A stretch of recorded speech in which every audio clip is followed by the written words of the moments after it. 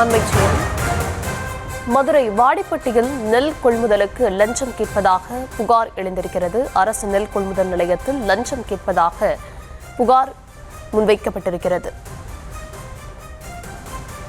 லஞ்சம் கொடுக்காவிட்டால் நெல்லை கொள்முதல் செய்ய மறுப்பதாக விவசாயிகள் வேதனை தெரிவித்திருக்கிறார்கள்.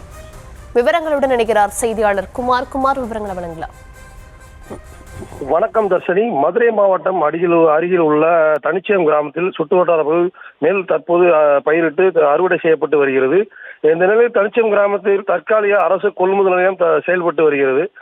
தனிச்சயம், கொண்டையம்பட்டி, செம்புக்குடிப்பட்டி என சுற்றுவட்டார கிராம பகுதியிலிருந்து 800க்கும் மேற்பட்ட ஏக்கரில் தற்போது அறுவடை செய்யப்பட்ட நெல்மணிகளை அரசு கொள்முதல் நிலையத்தில் கொள்முதல் செய்வதற்காக விவசாயிகள் கொண்டு வந்த நிலையில் உள்ளனர். அரசு கொள்முதல் நிலையத்தில் சேமிப்பதற்கான போதிய இடவசதி இல்லாத காரணத்தால் மதுரை திண்டுக்கல் தேசிய நெடுஞ்சாலையில் புறவழிச்சாலை பகுதியில் சாலையில் இருபுறமும் நெல்மணியின குவியலாக கொட்டி தேங்கி கிடக்கின்றன. மேலும் கொள்முதல் செய்யப்பட்ட நெல் மூட்டைகள் சாலையிலே வைக்கப்பட்டுள்ளது.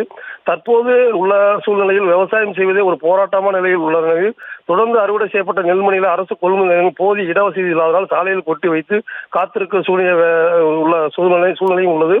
அரசு கொள்முதல் நிலையத்தில் கொள்முதல் செய்யவும் மிகவும் தாமதம் செய்யப்படுவதும் அரசும் தமிழக அரசும் மாவட்ட நிர்வாகமும் விவசாயிகளிடம் எந்தவித பணமும் கேட்கக்கூடாது என அறிவுறுத்திய நிலையில், ஆனால் அரசு கொள்முதல் நிலையத்தில் ஒரு மூட்டைக்கு 55 ரூபாய் வீதம் பணம் வசூலிப்பதாகவும் அதாவது அரசு அதிகாரிகளும் இடைத்தரகர்களும் கேட்டு வருவதாக கூறப்படுகிறது. தமிழக அரசு மாவட்ட நிர்வாகம் இதுபோன்ற அரசு கொள்முதல் நிலையங்கள் அனுமதி வழங்கும் முன்பே எந்த பகுதியில் ஏக்கருக்கு உள்ளது என இடத்தில் கொள்முதல் செய்வதற்கு போதிய இடம் உள்ளதா என ஆய்வு செய்ய வேண்டும். அது மட்டுமின்றி மாவட்ட நிர்வாகம் தமிழக அரசு மூட்டைக்கு 50 ரூபாய் வாங்கும் அதிகாரிகள் மற்றும் இடைத்தரகர்கள் மீது உரிய நடவடிக்கை எடுக்க வேண்டும் என விவசாயிகளின் கோரிக்கையாக உள்ளது. தர்ஷினி, விவரங்களுக்கு நன்றி குமார். வாடிப்பட்டி விவசாயிகள் அளித்த பேட்டியை தற்போது பார்க்கலாம்.